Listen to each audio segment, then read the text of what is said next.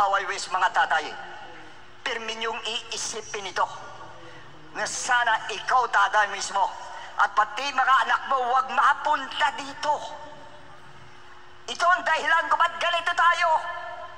Ito ang dahilan ko bakit sigaw ako ng sigaw dito. 39 years na ako sumisigaw. Dahil yan ang dahilan.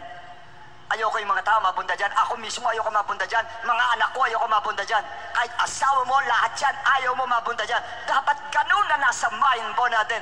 Pero hindi magyayari. Pag hindi ka naka-stick na isa lang ang Diyos na susundin mo, isa lang ang Diyos na mamahalin mo, hindi mo magagawa. Ito kanya nasa hell. Ang priority niya, yung good things na sinasabi ko kanina. Ano result? Ang hell. Ang mabigat nito ang prayer niya. Ano sinabi niya gano'n? I have 5 brothers. Ayun na, buhay pa yung mga kapatid niya. That he may testify to them. Si Lazarus pag-testify sa kanila. That they also come to this place of torment. Why? Ba't mo nalaman, rich man, na yung 5 kapatid mo mapupunta dyan sa hell na yan? Bakit mo nalaman?